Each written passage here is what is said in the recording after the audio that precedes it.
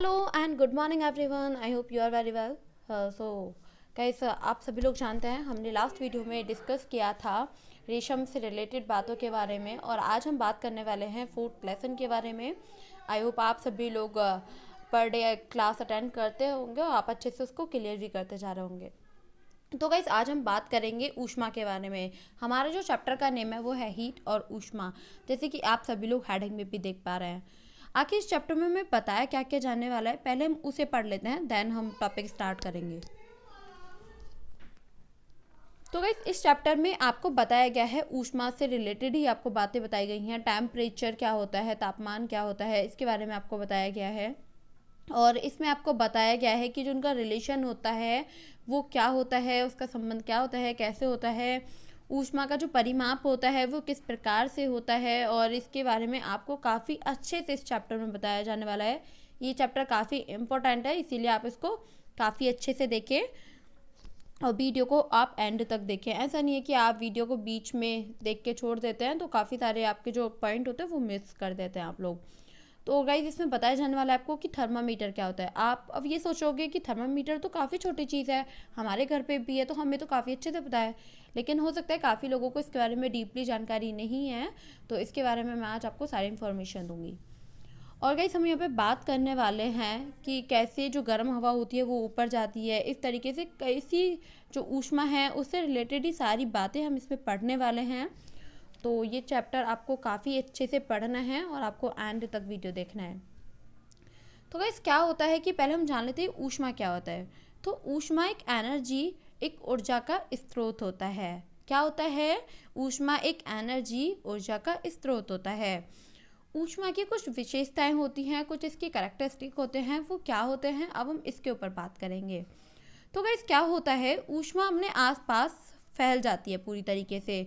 वो अपने अंदर ही फैल जाती है, अपने आसपास फैल जाती है, चाहे कोई माध्यम हो या फिर नहीं हो, लेकिन उसको अपने चारों ओर फैलना है तो फैलना है। और इसका जो सेकंड पॉइंट है वो है कि ऊष्मा हमेशा गर्म दिशा में या फिर ठंडी दिशा की ओर ही प्रवाहित होती है।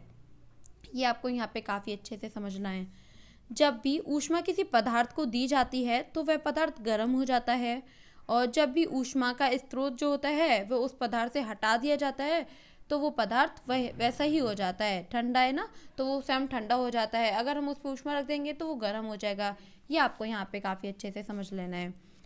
अब हम गाइस, होता क्या है कि ऊष्मा होती है, ठीक है, ऊष्मा किसी पदार्थ के आकार, आयतन और जो उसकी आंतरिक होती है ना, आंतरिक जो संरचनाएं होती हैं, तो उसको वो बदल सकती है। काफ़ी अच्छे से वो उसको बदल सकती है।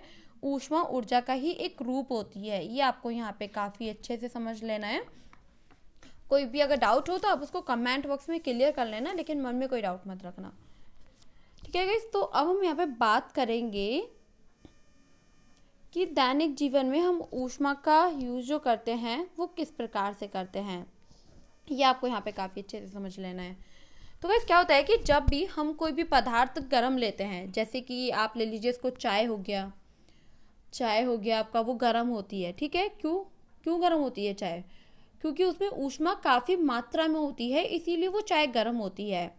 कभी भी पानी लें, ठीक है, तब पानी गर्म होता है, तो उसमें क्या होता है, ऊष्मा का प्रवाह किया जाता है, ऊष्मा उसमें दी जाती है, तभी वो पानी गर्म होता है। आप ले लेंगे कि कोई भी पदार्थ आपने तब लिया, कोई पदार्थ ठंडा है, ठंडा तब होता है जब उसमें ऊष्मा को हटा दिया जाता है।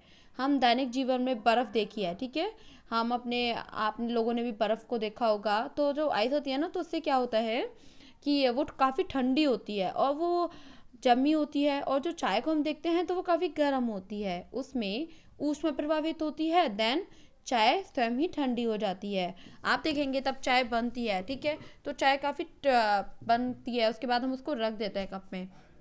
रखने के बाद तब हम उसको काफ़ी देर तक रखा रहने देते हैं, तो चाय जो होती है वो ठंडी हो जाती है। क्यों ठंडी हो जाती है? क्योंकि उससे ऊष्मा का जो प्रवाह होता है ना, वो उससे हट जाता है, देन चाय ठंडी हो जाती है। ये आपको यहाँ पे काफ़ी अच्छे से समझ लेना है। तो गाइस, होता क्या है कि आप शीतकाल में देखेंगे, विंटर में क्या होता है कि आप ठंड फील करते हैं घर के अंदर भी।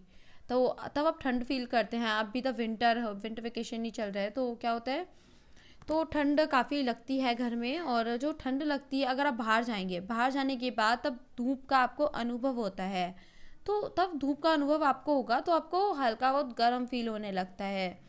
जैसे मैंने आपसे कहा कि जब भी हम ऊष्मा के निकट होते हैं तब भी हम ऊष्मा के नियर होते हैं, तो तब हम उसके नियर बाय होंगे तो हमें काफ़ी गर्म फील होने लगता है।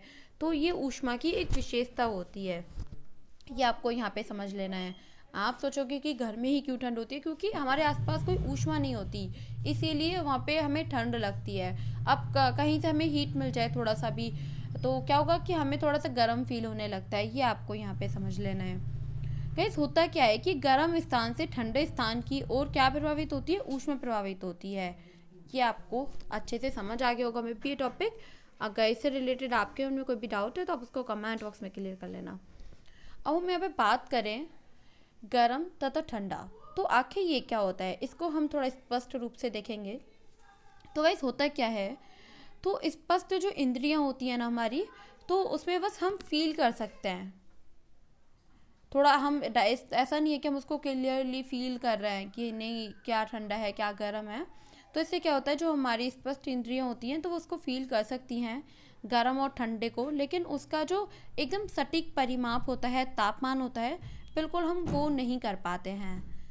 तो आप देख पा रहे होंगे पिक्चर में कि यहाँ पे जो ये 3 व्हीकल रखे हैं, तो इसमें क्या होता है कि आप देखेंगे वन वाला, जो आपका वन व्हीकल है तो उसमें ठंडा पानी है, और जो आपका वी वाला व्हीकल है तो उसमें गर्म पानी है, और आपका जो सी वाला है उसमें गुनगुना पानी है। डेट्स मीन ना ज़्यादा ठंडा है और ना ही ज़्यादा गर्म है, मीडियम है। ये आपको उसको हम गुनगुना बोलते हैं। तो गुनगुना पानी हो गया एक में, और एक में आपका हो गया ठंडा पानी, एक में हो गया आपका गर्म पानी। किस में, आपका वन में, आपका जो वन व्हीकल है उसमें ठंडा पानी है, और वी में आपका गर्म है, सी में आपका मीडियम है। जब भी आपने एक हाथ को ठंडे पानी में रखा और फिर आप एक हाथ को आप गर्म पानी में रखा, फिर आपने दोनों हाथों को क्या करा, सी बीकर में रख दिया, तो क्या होगा गाइस, जो सी बीकर है ना आपका, तो उसमें आपने पानी में हाथ डाला, और उसके बाद से क्या होगा कि जो आपका राइट हैंड है जो ठंडे हाथ में था, कि आपने क्या करा कि तब उसको ए में डाला। ए में डालने के बाद आप उसे बी में डालते हैं ठंडा पानी में, तब आप हाथ डालेंगे अपना, तो आपको लगेगा बहुत ठंडा पानी है। तब आप सेकंड अपना हाथ डालेंगे, जैसे आपने राइट हैंड डाल दिया आपने अपना ए बीकर में, सेकंड हैंड आपने डाला अपना उसमें वी बीकर में, तो आपको एक तरफ से काफ़ी ठंडा फील हो रहा है, एक तरफ से काफ़ी गर्म फील हो रहा है।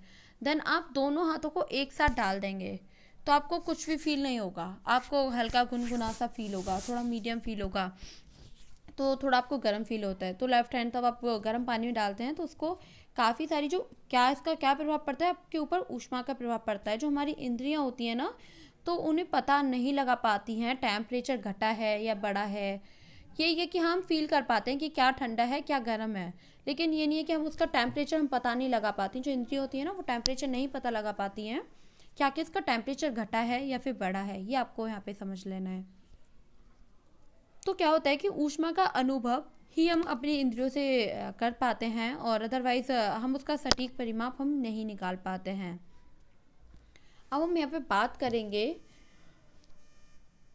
तापमापन के बारे में, आखिर ये क्या होता है। आई होप गाइस आपको ये टॉपिक काफ़ी अच्छे से क्लियर हो चुका है, गर्म तथा ठंडे के बारे में आपको अच्छे से क्लियर हो चुका है ये।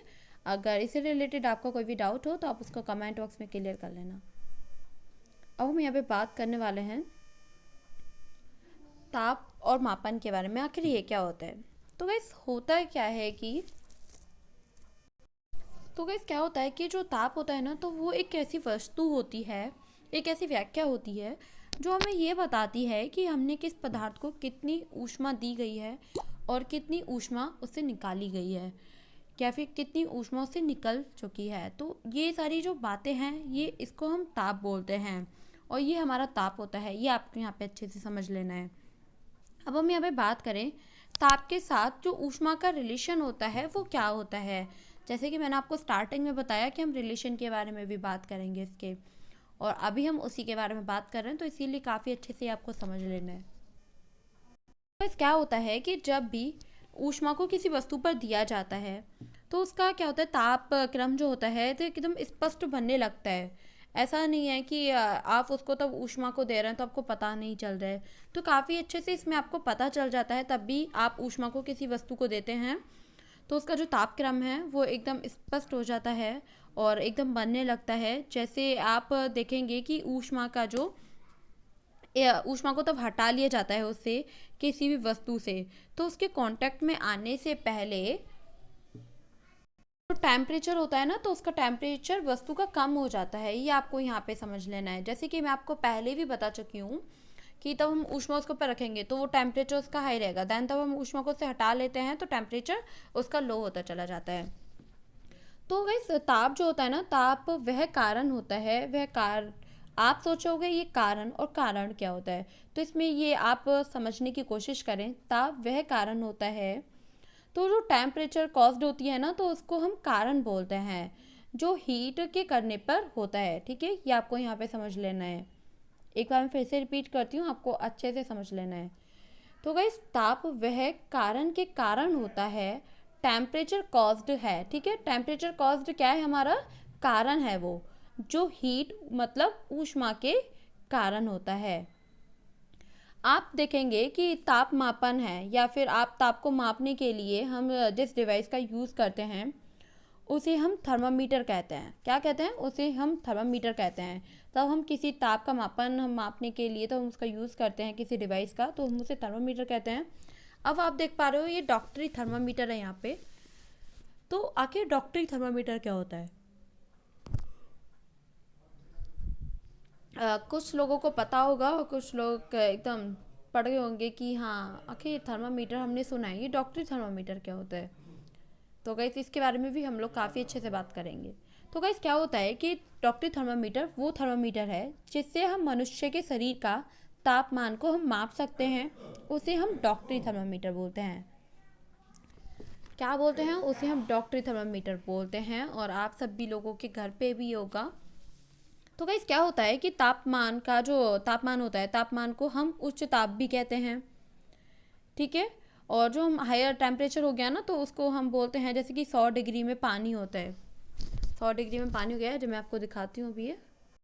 तो गाइस 100 डिग्री में पानी उबलता है, बॉयल होता है, तो वो होती है हमारी हायर टेम्परेचर।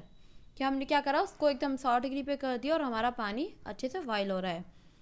अगर हम बात करें यहाँ पे कि जहाँ पर ठंड होती है, उसे हम बोलते हैं सर्वनिम्न, मतलब तापमान हम उसको बोलते हैं, निम्न तापमान बोलते हैं, जिसको हम बोलते हैं कि हमारा 100 डिग्री हो गया, या फिर हम उसको सर्वोच्च तापमान बोलते हैं कि 100 डिग्री है, जहाँ पर पानी उबलता है।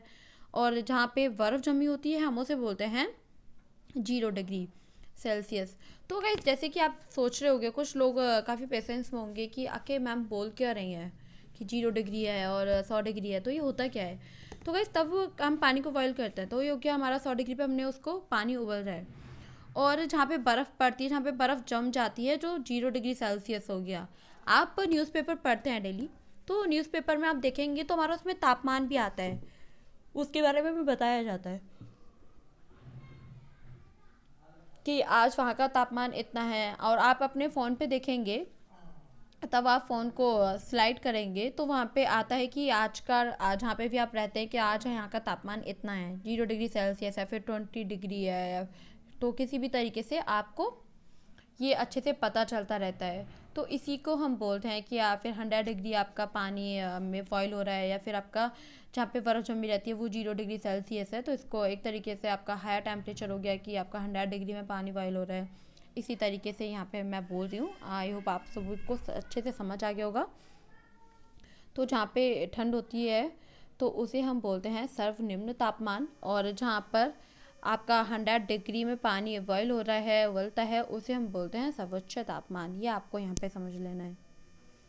अब आप सोचोगे डॉक्टरी थर्मामीटर जो होता है आखिर वो बना कैसा होता है, हम इसके बारे में बात करेंगे।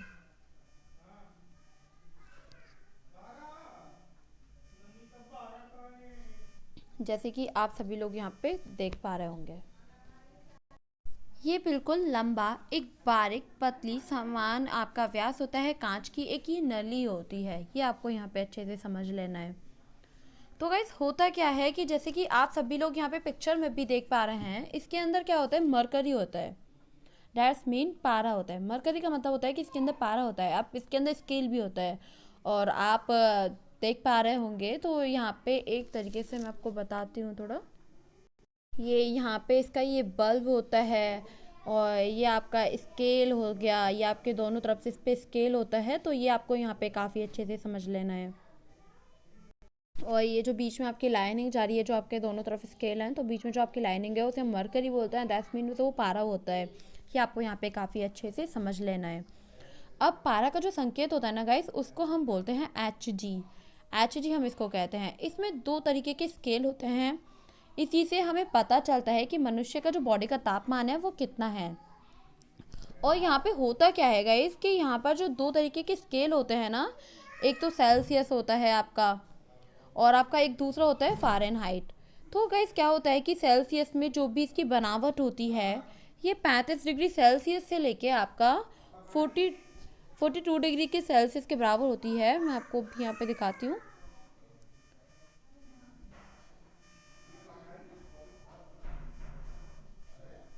जैसे कि आप यहाँ पे भी देख पा रहे होंगे ये, ठीक है। तो 35 डिग्री सेल्सियस से लेके 42 डिग्री सेल्सियस तक होती है ये आपको यहाँ पे काफ़ी अच्छे से समझ लेना है। जो आपका होता है ना गाइस कि सेल्सियस आपका हो गया और फ़ारेनहाइट हो गया, तो इसका नाम जो है, आप सोचोगे इन दोनों का जो नाम है वो कैसे पड़ा होगा। तो इसका जो नेम है वो साइंटिस्ट के नाम पर ही इसका नेम पड़ा था। कि ऐसा होता है कि तब नाम रखा जाता है कि हम सोचते हैं कि इसका नाम क्या लें हम, इसका तो हमें नाम ही नहीं पता। तो इसी तरीके से किसी ना किसी के ऊपर हम इसका नेम रख देते हैं, किसी भी वर्ड रख देते हैं। तो उसी तरीके से आपका जो सेल्सियस है, तो इसी तरीके से इन दोनों का नाम भी आपके साइंटिस्ट के नेम के ऊपर ही रखा गया था। अब आप सोच रहे होंगे कि ये जो आपका है, मैंने आपको बताया कि 35 डिग्री से लेके 42 डिग्री सेल्सियस तक इसको हम माप सकते हैं। तो आपको इस बात का भी काफ़ी अच्छे से ध्यान रखना होता है, तब आप डॉक्टरी थर्मामीटर का यूज़ कर रहे होते हैं। और आपका जो सेकंड वाला है फ़ारेनहाइट, तो आप इसको जो माप सकते हैं वो 94 डिग्री से लेके आप 108 डिग्री तक आप इसको अच्छे से माप सकते हैं। आप इसको अगर शॉर्ट फॉर्म में अगर आप बोलना चाहेंगे, तो जैसे कि आप सभी लोग देख पा रहे हैं, फ़ारेनहाइट को हम एफ से प्रदर्शित करते हैं, और आपका सेल्सियस को हम सी से प्रदर्शित करते हैं।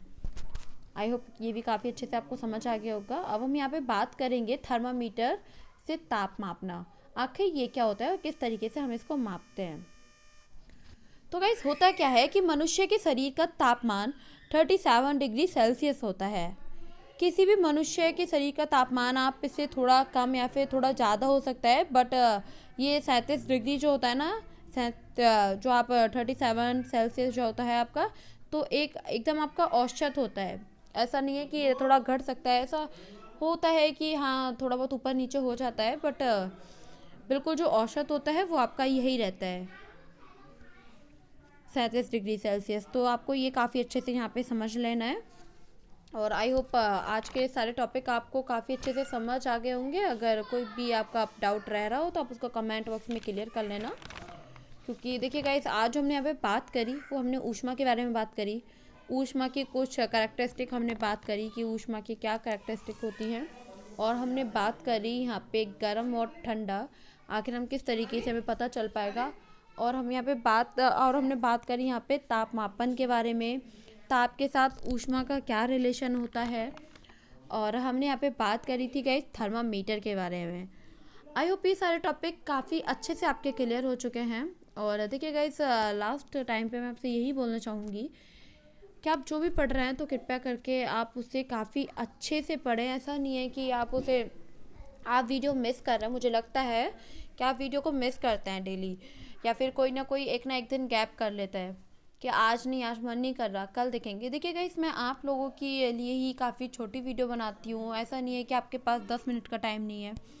आपने इतना बड़ा सपना देखा है, आपका इतना बड़ा एम है। देखिए एम इज़ हाई, सो आपको वर्क तो हार्ड करना पड़ेगा, और बिना हार्ड वर्क के आपको कुछ ये नहीं है कि आप सफलता पा लेंगे, आपको सक्सेस मिल जाएगी। तो इतना आसान नहीं है एक IAS या IPS बनना, इसके लिए काफ़ी मेहनत करनी पड़ती है।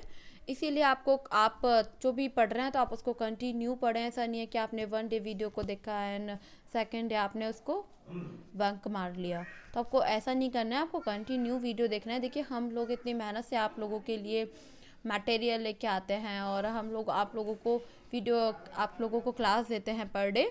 तो आप लोगों का भी फ़र्ज़ बनता है कि आप लोग हमारी मेहनत को सफल करें IAS IPS बन के जल्दी से। इसीलिए आप इसको कंटिन्यू देखें, एंड आपका कोई भी डाउट रह जाता है तो आप उसे कमेंट बॉक्स में क्लियर कर लें, लेकिन आप इसको वीडियो को कंटिन्यू देखें तो काफ़ी अच्छे से आपको समझ आ जाएगा। गाइस आज की जो हमारी क्लास है वो फिनिश हो चुकी है, and thank you so much guys, bye bye.